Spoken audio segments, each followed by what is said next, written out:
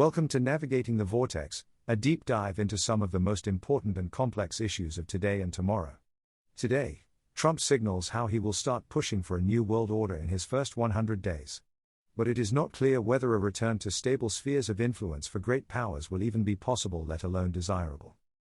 Donald Trump's return to the White House on January 20, 2025 is widely seen as ushering in a period of significant upheaval for U.S. foreign policy, and a change in the way diplomacy is done. Trump's favored style of bluster and threats against foreign leaders already seems to have paid off in helping to craft a peace deal, however shaky, in Gaza. The deal was negotiated by Biden and his team, in coordination with Trump's incoming administration. But analysts suggest Trump's fierce comments on January 7 that all hell would break loose if the hostages weren't soon released were actually a threat to Israel's Benjamin Netanyahu to get something done quickly. And this forced the Israeli government to commit to a deal. Trump used this abrasive style before in his first term. And his recent threats to buy Greenland, annex Canada and to resume control of the Panama Canal suggest this will happen again. Not only that, but Elon Musk, one of Trump's close confidants, is openly bragging about his attempts to change governments in the UK and Germany, in an attempt to shore up a global alliance of populist leaders. This does not bode well, especially for traditional allies of the US. Add to that a promised deal with Russia to end the war in Ukraine, a renewal of the maximum pressure campaign against Iran and doubling down on confrontation with China, and you have all the ingredients of a fundamental remaking of US foreign policy. Three particular aspects stand out and give an early indication of what an actual Trump doctrine of foreign policy might look like. First is the focus on the Western Hemisphere. Trump's focus here appears to be simultaneously asserting US dominance in the affairs of the Americas and eliminating any perceived strategic vulnerabilities.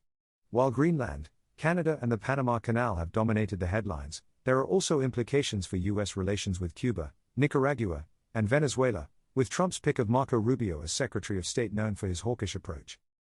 Trump may inaccurately hype up China's role in the Panama Canal, but Beijing has unquestionably increased its, mostly economic, footprint in Latin America. A Chinese-funded deepwater port in Peru has raised US security concerns.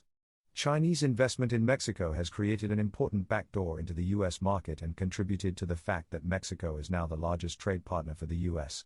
In 2024, US imports of goods from Mexico stood at just under $467 billion, 383 billion pounds, compared to China's $401 billion, 329 billion pounds. Trump is likely to dial up the pressure in the Western Hemisphere using a mixture of threatening rhetoric, tariffs and political pressure. In an early demonstration of how serious the incoming administration takes the issue, his allies in Congress have already introduced a bill in the House of Representatives to authorize the president to seek to enter into negotiations with the Kingdom of Denmark to secure the acquisition of Greenland by the United States. The second feature of the emerging Trump foreign policy doctrine is the scaling back of U.S. involvement in regions that the administration considers of secondary importance. The two main areas in this context are Europe and the Middle East. Trump's promised deal with Russia to end the war in Ukraine is one key component of his strategy to free up U.S. resources to focus on China and to unite Russia and China. A deal with Putin, however, is not a foregone conclusion. Russia has retained the momentum of its campaign on the battlefield and does not appear to be running out of steam anytime soon. In fact, new doubts over Western aid and the sustainability of sanctions might sway Putin against any deal, should he have contemplated one. At the same time, a recent strategic partnership agreement between Moscow and Tehran is hardly likely to please Trump, who has vowed to double down on renewing pressure on the Iranian regime.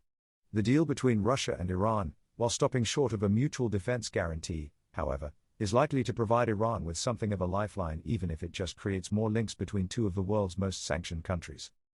There are some signs that Trump and his team are aware of these complexities.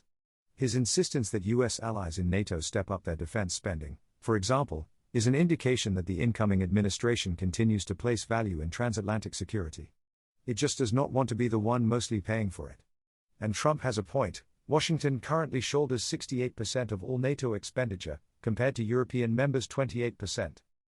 Trump's approach to the Middle East is underpinned by the same calculation of U.S. brokered deal-making that protects U.S. interests while facilitating a scaling down of commitments.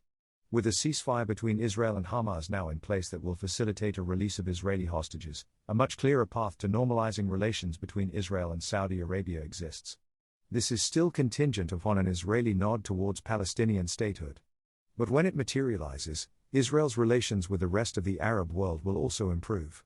This will then shift the burden of containing Iran to a likely more effective and capable coalition of US allies in the region and allow Washington to resume its maximum pressure campaign against Tehran. While Trump's approach to the Western Hemisphere and to Washington's future relations with Europe and the Middle East is reasonably clear, there is an abundance of questions over his China strategy. His national security team is generally considered as hawkish on Beijing, with the exception of Elon Musk, who has significant business interests in China. Trump himself oscillates between aggressive and conciliatory rhetoric. Alleged Chinese control of the Panama Canal is one of his justifications for seeking to reassert US control of the strategic waterway. But he also name-checked Chinese President Xi Jinping as being able to help with a Ukraine deal and even invited him to his inauguration. Trump may be open to a deal with China, as he indicated after his first call with Xi since winning a second term in the White House. And China, in turn, has signaled interest in this as well. While Xi himself will not attend the inauguration, his vice president, Han Zheng, will. Trump and Xi also have a track record of deal-making, even though their 2020 agreement did little more than stop an escalating trade war. The deal took 2 years to negotiate and left many of the tariffs imposed by Trump early in his first term in place, albeit in some cases at a reduced rate. Something similar could happen again now, with Trump fulfilling one of his campaign pledges for higher tariffs on Chinese goods and simultaneously starting negotiations on a new deal with Beijing. In all likelihood, this is Trump's last term as president. For the next 2 years, at least, he controls both the Senate and the House of Representatives. He has every incentive to make good on his promises, and he faces few, if any, restraints. He sees himself as a disruptor, and his MAGA base expects him to be just that. Trump's deal-making philosophy has little, if any, place for win-win outcomes. For him, it is all about winning, being seen to be winning, and being able to brag about it. This will complicate much of the deal-making required for his foreign policy doctrine to work. Nor is it clear whether any deals would stick, and if Trump, or his successors, would be able to enforce them. What is not clear, therefore, is whether Trump's vision of an ultimately more stable international order with clearly delimited spheres of influence for the great powers of the day, the US, China, and possibly Russia, would emerge, let alone whether such an outcome would be desirable. A big thank you to all of our readers, listeners, followers and subscribers.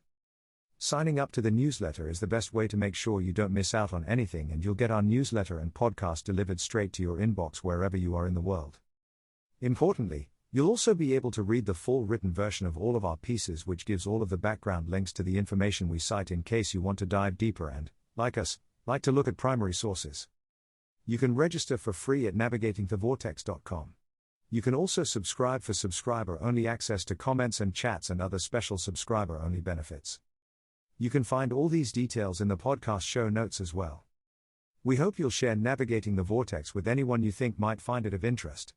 If you like the show, please consider rating and reviewing us on Apple Podcasts or wherever you are listening.